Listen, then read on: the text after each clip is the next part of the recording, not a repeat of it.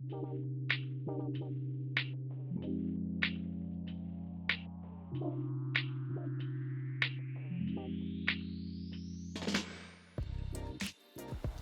guys, Jonathan Farmer here, doing Gen 2 Graboid video with OPST. This fly has evolved throughout the years, and we'll just get right to it. This is a 32 millimeter OPST steelhead shank. This is a large brass cone from hairline. So we'll just start our thread. Your thread color doesn't really matter a whole lot on this fly. We've got black here. I'll typically use white or pink. Just whatever thread color you like. You're not really going to see the thread at all, so it's going to be tucked up behind the cone. This is 50-pound Power Pro, and we've got about 10 or 12 inches of it.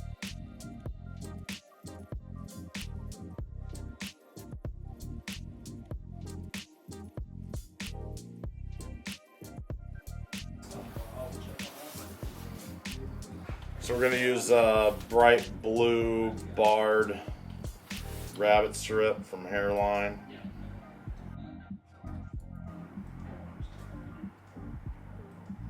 I'm just going to take away the little end piece there because I like to start with a real nice end to this rabbit.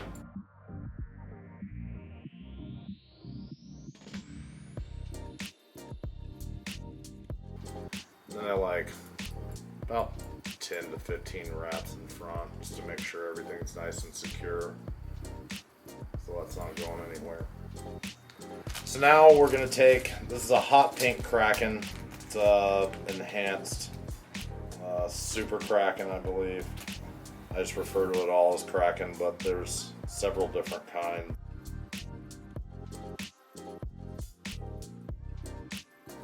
We're just going to lay that out. We're actually going to dress this one a little bit fuller than I normally would, and I'll show you guys a little trick in the event that you accidentally put too much material into it. I'll show you what you can do once it's all on the shank to kind of mellow that out a little bit if you feel like it's just too much. And so now we're going to take some lavender Kraken.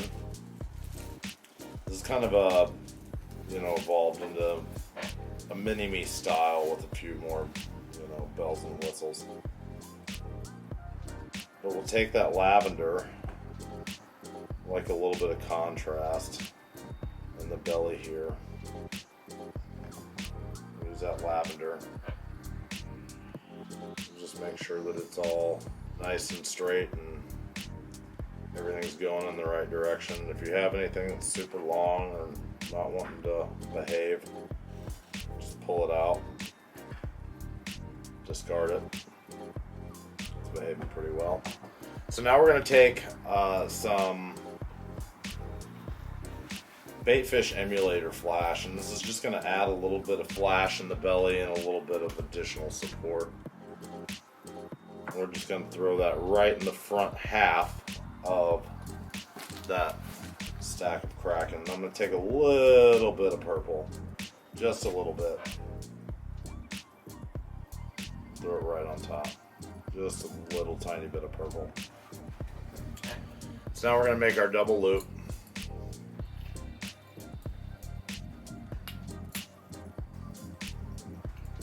We're going to run our thread up.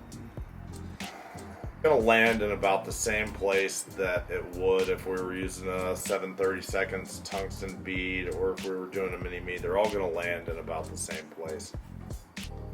But with the cone, it chews up more space at the front, and then we're going to have to tuck rabbit up into the front of here too. So I really don't like a big thread dam behind a cone. I don't like a visible thread dam, so we'll see what we can do about alleviating that. And then if you see anything that in that loop that you don't like, you can just kind of come in and give her a nice little trim. now we're just going to spin it. And I like to take dubbing needle or scissors and move all that out of the way. Move the rabbit out of the way so it doesn't get caught.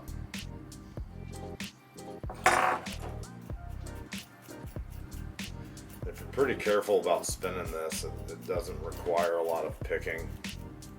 Hairline has a little metal comb brush that picks this stuff out really, really well.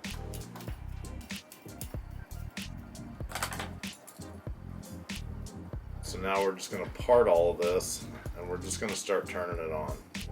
And this is going to be a lot more full than what I typically like, but we're doing this on purpose to show you what you can do if everything ends up being a lot more full than what you desire.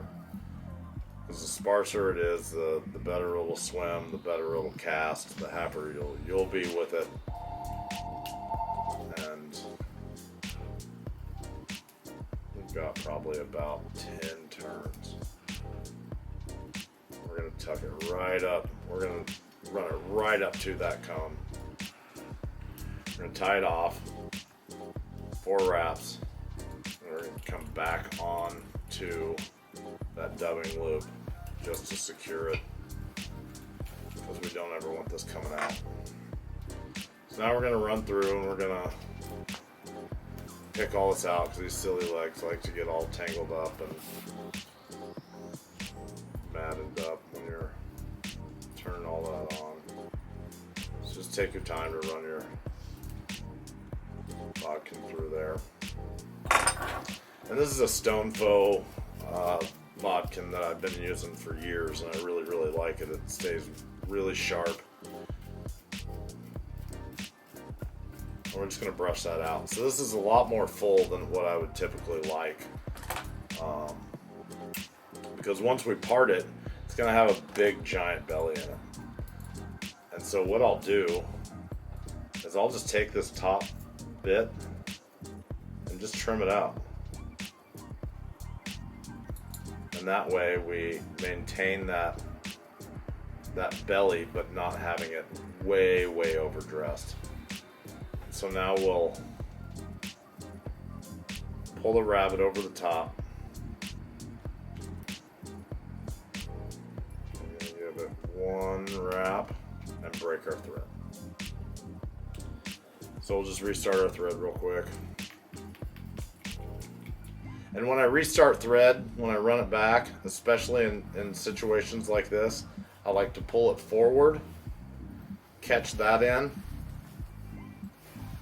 with 3 or 4 good wraps, and then double back on it so we know it's not gonna go anywhere. I just want to make sure that it's always secure and you don't ever have to worry about anything within that fly failing. So we'll try this again. So when you tie that rabbit in forward, to manage the cone, you're going to need to pop that cone up so it's nice and straight in the way that we want it to sit. And then I'm going to cut that rabbit flush with the top of the cone. And it'll just tuck down in behind that cone. So now we're going to add our silly legs. These are the crazy legs in salmon pink. They're the salmon pink and hot pink tipped. So we're going to take 2 of them, fold them in half. We're just going to set one. I like to set them across my bodkin. That way it's easy to pick up. So we're going to throw in those silly legs on the side closest to us. Going to get a couple of turns to secure them on the far side. And then I like to throw them in this material clip to just keep them out of the way. We're going to throw in, I like to take 1 strand of this crinkle mirror flash. This is the blue. Cut it in half. We're going to run it down the side closest to us. Give 3 turns to secure it, and then we're going to bring it right over the top, and we're going to catch it in on the far side. Now we're going to take some Lady Amherst I've already prepared. You can use really whatever color you like. These look great with white, would look really good with lavender. This is purple. And you know, you can use ostrich, you can use these OPST saddles are really cool, running down the side. We're just wanting some additional wiggle, but still keeping it pretty sparse. That's the whole idea. Just having different elements of wiggle within the fly, you know, I think is really important. We're going to tie those in on the side. Trim them up. Make sure our flash is a little bit different wings. And so the best way that I've found to manage the rabbit in the head, you could just cut off a chunk and stick it in the dubbing loop, but this comes out a lot better. I'm using one of these stone faux material clips. We just put it in and we cut it right flush with the hide.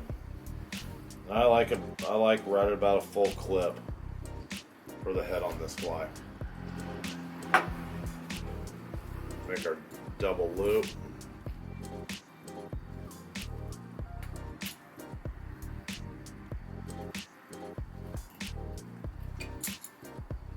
It's really important to go ahead and throw your dubbing spinner into the loop before you put any rabbit or any fur in there.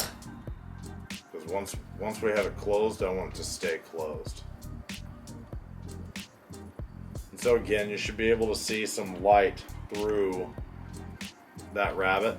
We don't want it too thick and too clumped up together. We're just going to spin it.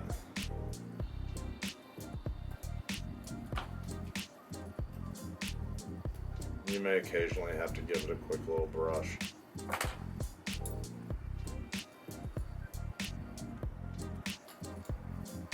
The reason we decided to go with the Kraken on this is it just swims so much better. It has all those little silly legs in it, and they just move and twitch and pulse in the water, and it's a much more dynamic fly.